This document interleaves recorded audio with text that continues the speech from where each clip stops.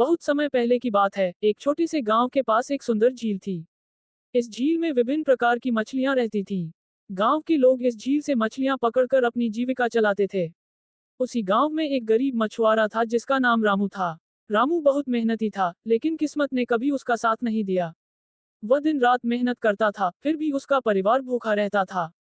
एक दिन रामू अपने जाल को लेकर झील पर गया।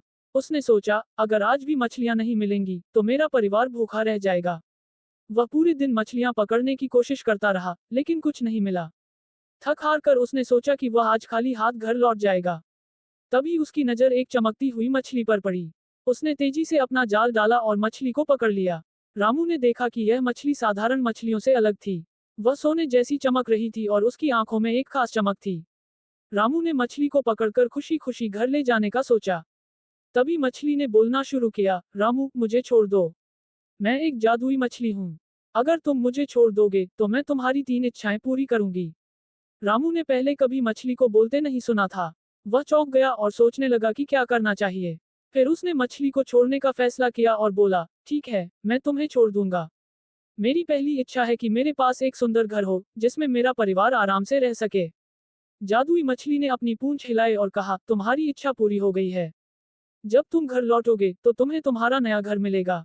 रामू ने मछली को पानी में छोड़ दिया और घर की ओर चल पड़ा। घर पहुंचते ही उसने देखा कि उसकी झोपड़ी एक सुंदर घर में बदल गई थी। उसका परिवार भी खुशी से झूम उठा। रामू ने सोचा कि अब उसकी दूसरी इच्छा क्या होनी चाहिए। उसने मछली से कहा, मेरी दूसरी इच्छा है कि मैं कभी भूखा न रहूं और मेरे पास हमेशा खाने के लिए पर्याप्त भोजन हो। जादुई मछली ने फिर से अपनी पूंछ हिलाई और कहा, तुम्हारी यह इच्छा भी पूरी हो गई है। अब तुम्हारे पास कभी खाने की कमी नहीं होगी। रामू ने देखा कि उसके घर में भरपूर अनाज और फल फूल मौजूद हैं।